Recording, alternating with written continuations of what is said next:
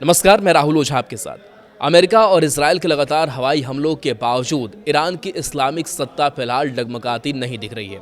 Washington post की report के मुताबिक अमेरिकी खुफिया एजेंसियों के ताज़ा आकलन बताते हैं कि युद्ध ने ईरान की सैन्य क्षमता को ज़रूर कमज़ोर किया है, लेकिन वहाँ की सत्ता संरचना अब भी कायम है। इतना ही नहीं, इस संघर्ष के बाद ईरान की राजनीति और सुरक्षा व्यवस्था पहले से ज़्यादा कठोर और कट्टर हो सकती है। एक्सपर्ट्स का मानना है कि ईरान के दिवंगत सर्वोच्च नेता अयातुल्ला अली खामेनेई ने अपने जीवन काल में जो सत्ता ढांचा खड़ा किया था, वह अभी इस्लामिक गणराज्य को टिकाए रखने में सबसे बड़ी भूमिका निभा रहा है। अमेरिका और इजरायल ने ईरान के सैन्य ढांचे को काफ़ी नुकसान पहुंचाया है।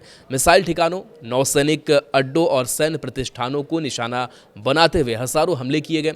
कई शीर्ष सैन्य और खुफिया अधिकारियों की भी मौतें हुई, लेकिन इसके बावजूद सत्ता का मूल ढांचा टूटता हुआ नजर नहीं आ रहा।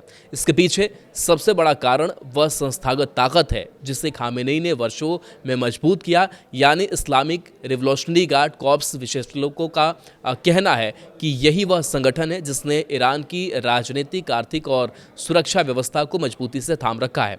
इसलिए भले ही नेतृत्व में बदलाव हुआ हो, लेकिन सत्ता का वास्तविक नियंत्रण इसी तंत्र के हाथ में बना हुआ है।